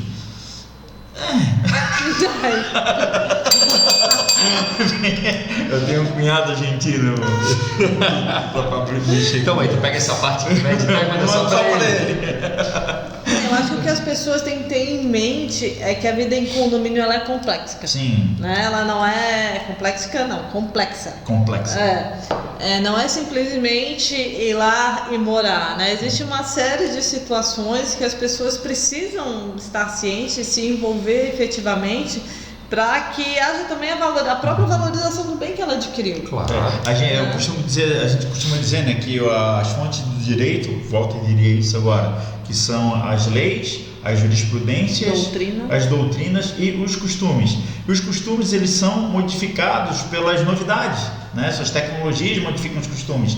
Então as leis, elas com o crescer da tecnologia, elas têm a tendência de mudar e elas elas interferem no nosso modo de viver. Na realidade, as leis elas vêm para regular os costumes, sim, né? Então, claro, os costumes eles vão se modificando, as leis elas têm que se adequar, sim, né? Para que todo mundo possa viver em harmonia e com um mínimo, uma diretriz mínima, né, de direitos e deveres. Então a gente vamos concluir dizendo que é preciso seguir algumas conformidades, vamos dizer assim, jurídicas para se viver em condomínio. E às vezes essa exigência, essa rigidez na exigência dessas conformidades não é implicância, é só um direcionamento, colocar o trem nos trilhos, né, para que Sim. a coisa siga. Sim, e importantíssimo que as pessoas compreendam isso, né? Mais uma vez, junto com seus direitos vem seus deveres e obrigações. Então, que entendam que buscando fazer valer aquilo que é seu, tem também o outro do outro lado com o mesmo intuito, com o mesmo objetivo. E aí viver isso dentro de um condomínio é de fato expandir isso a um grau muito superior. É desenvolver mais uma vez maturidade para viver em conjunto. Acho que é isso. E lembrar sempre que o seu direito termina quando começa o direito do outro. Né? E também sem pedir apoio jurídico, apoio aos advogados, né? O Walter também tem uma frase boa, que ele diz que as pessoas não têm habilidade de defender os seus direitos sem trazer prejuízo aos direitos dos outros. Isso é uma habilidade que os advogados buscam no exercício da profissão deles. Então é preciso buscar um pouco desse apoio. E o que o Julião falou, que os bons advogados são os conciliadores do futuro, né? Já entende-se ainda muito dentro dessa área que o bom profissional nessa área, o bom advogado, é aquele que de fato busca a conciliação do interesse de todos e não o litígio. Exatamente, até porque o litígio ele é desgastante, né? O nosso judiciário, infelizmente, ele é muito lento. Então, às vezes, uma solução que ela poderia ser resolvida com uma boa mediação, com uma boa arbitragem, ela acaba sendo judicializada mais por ego, né? O nosso país ele tem muito a cultura da judicialização, ainda não está incumbida a cultura da conciliação, né? A cultura de que todos cedem um pouco para que todos ganhem um pouco. Então vai-se nessa briga de quem pode mais e quem consegue mais, e o judiciário fica abarrotado, as relações elas acabam ficando cada vez mais atribuladas, e aquela coisa, aquele pinguinho que às vezes era só aquele problema que às vezes era só um pinguinho dentro de um copo, ele se transborda de uma forma e ele se encarrega de postergar aí durante anos. Às vezes no direito condominial, às vezes a pessoa já não está mais nem no condomínio e está ainda... não se lembra nem mais do porquê moveu a ação. Exatamente. Não faz mais sentido. Exatamente. Lamentável. Pessoal, eu queria agradecer então aqui a presença da Mariana, a quem eu deixo as considerações finais. Eu me sinto lisonjeada de estar aqui, de estar falando um pouco a respeito do direito condominial, da importância que ele tem no âmbito das relações pessoais, familiares, né? E para que a gente possa realmente difundir essa ideia de que viver em comunidade não é viver de forma... não é pejorativa, mas é de forma dificultosa, que a gente pensa assim, vou morar em condomínio, nossa, né? Vai se incomodar. Não, se a gente pensar sempre no nosso bem maior, né? Na coletividade, a vida em condomínio é uma delícia. Né? Então é isso, gente. Eu agradeço o convite, agradeço a participação. Acho que a gente que agradece, né? Foi muito bacana, fluiu, foi uma conversa gostosa, sem fácil, 2 horinhas. E sem dúvida daqui a gente vai tirar muito conteúdo, né, Rogério? Verdade. Para alimentar aí o nosso... Já fica antecipado aqui o convite para uma próxima participação. Já está aceito. Que bom. É bom que todo mundo que participa do projeto gosta, né, cara? É que eu acho que eles te acham bonito, cara. Deve ser isso daí, deve ser. Não, é que na realidade é um diferencial que vocês estão fazendo. Que bacana. Né? Infelizmente, não existe ninguém que traga essas informações relacionadas ao direito condominial de uma forma tão simples e tão clara.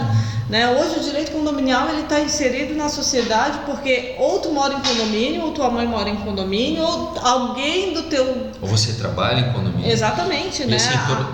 Então, assim, é importante que as pessoas tenham noção realmente de como funciona na prática, que olhem o síndico com outros olhos, porque hoje o síndico é muito estigmatizado como aquela pessoa chata, aquela pessoa ranzinza, né? Ou então, coitado, tá lá assumindo a administração do condomínio.